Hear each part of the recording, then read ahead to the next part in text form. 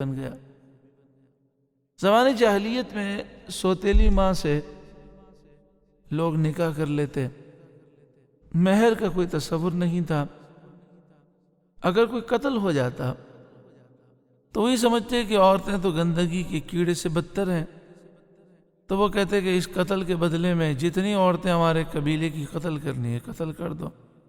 تو کبھی کبھی ایک بندے کے قتل میں 10 عورتیں 50 عورتیں قتل کر دی جاتی، سر عام ان کا خون بہایا جاتا، اور قبیلے والے اس پر فخر کرتے کہ ہم نے اپنے مرد کو بچا لیا جو قاتل تھا، اور عورتیں تو ویسے ہی کوئی حیثیت نہیں رکھتی۔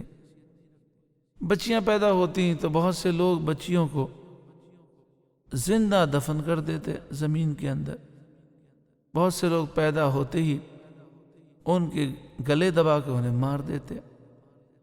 سورہ نحل آیت نمبر 59 میں اللہ تعالیٰ نے ارشاد فرمایا وَإِذَا بُشِّرَ أَحَدُهُم بِالْأُنثَىٰ، اور جب ان میں سے کسی ایک کو بچی کی پیدائش کی خوشخبری سنائی جاتی ہے، یعنی کفار مشرکین کا یہ حال ہے، ظَلَّ وَجْهُهُ مُسْوَدًّا، اس کا چہرہ کالا ہو جاتا ہے، وَهُوَ كَظِيمٌ، وہ انتہائی غصے میں ہوتا ہے، افسوس میں ہوتا ہے، يَتَوَارَىٰ مِنَ الْقَوْمِ مِنْ سُوءِ مَا بُشِّرَ بِهِ، جو اسے بری خبر دی گئی اس کی وجہ سے وہ اتنا شرمندہ ہوتا ہے کہ قوم سے چھپتا پھرتا ہے۔ أَيُمْسِكُهُ عَلَىٰ هُونٍ أَمْ يَدُسُّهُ فِي التُّرَابِ، وہ سوچتا ہے کہ شرمندگی کے ساتھ اس کی پرورش کروں، اسے زندہ رکھوں، یا کیا کروں، مٹی میں دبا دوں، دفن کر دوں۔ آج بھی زمانے جاہلیت کے کچھ اثرات آنے لگے ہیں۔ دنیا میں بہت سے ایسے لوگ ہیں جو بچیوں کے قاتل ہیں۔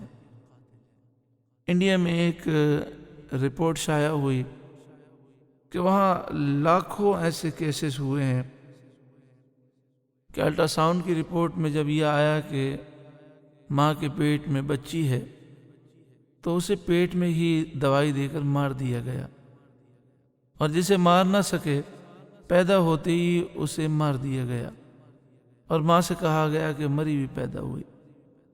اور اگر بچی کو قتل نہیں کرتے تو اسے ایک بوجھ سمجھتے ہیں، لڑکوں کو اس پر فوقیت دیتے ہیں، لڑکی کی پیدائش پر خوشیاں منائی جاتی ہیں، بچے کی پیدائش پر پریشان ہو جاتے ہیں، منہ کالے ہو جاتے ہیں، افسوس ہوتا ہے۔ بلکہ بسا اوقات اس وجہ سے بیویوں پر ظلم کیا جاتا ہے، عورتوں پر، کہ ان کے ہاں بچی کی ولادت کیوں ہوئی۔